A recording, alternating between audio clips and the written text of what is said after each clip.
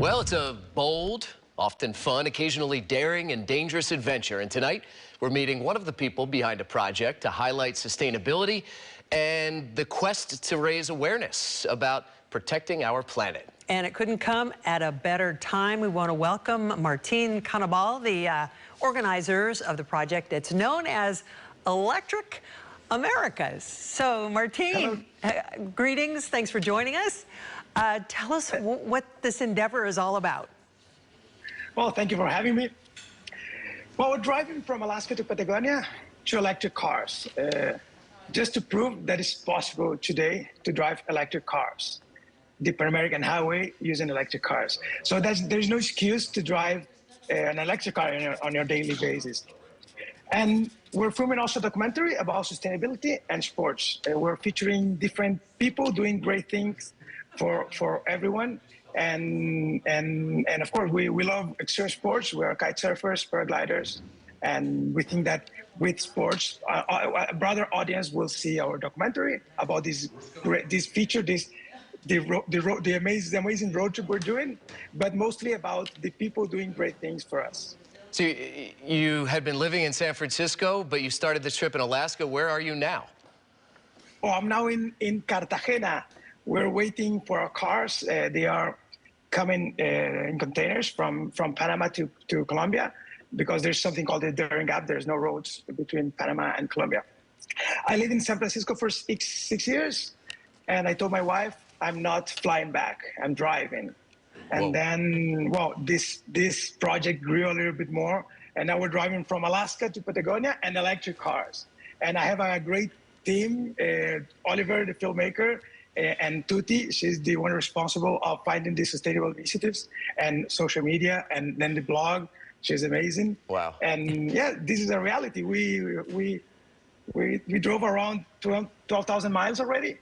And South America is our next phase. Wow. Okay, Martin, you know that we have to ask you, did you have any range anxiety? Oh, yes. I bet. But you learn how to deal with that. Did you ever run out?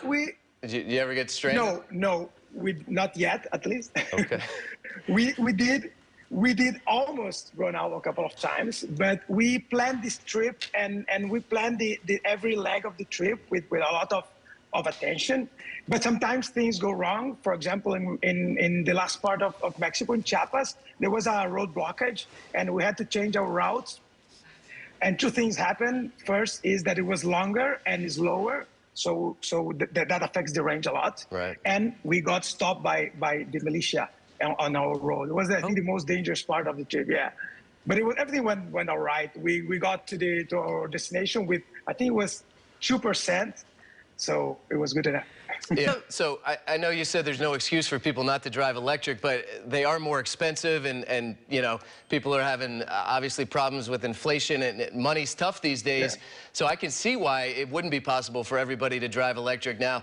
And speaking of, how did you fund this trip, and what is the ultimate goal of doing this?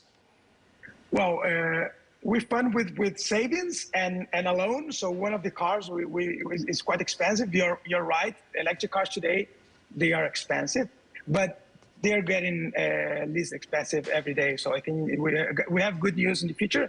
And with the gas price that we have been seeing this last month, I think it was economically a very good option to have electric cars. Sure. Yeah. But we funded with savings and a loan. One of the cars have to go back at least to the US so we can sell it and pay for the rest of the loan.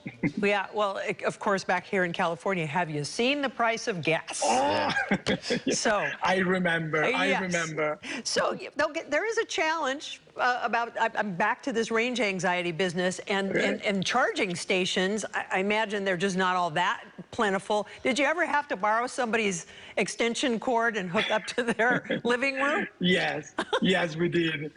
I think one of the most challenging part regarding charging was Alaska and the northern part of Canada. We were relying on motorhome RV parks that have at least they have a lot of power to run the motorhomes, but some of them were closed, and we had to improvise to continue the trip. but we could do it, and it was, I think it was the most challenging part so far. In the rest of the US, of course, it's quite easy. We are using Teslas, so with supercharging, it's super nice to road trip electric cars in the US and the south part of Canada, and even some parts of Mexico.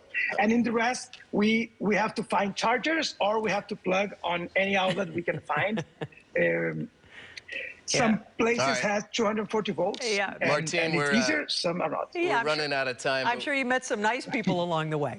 Yeah, no doubt. That was the most beautiful part of the trip, the people we met during the trip. Yeah, you're right.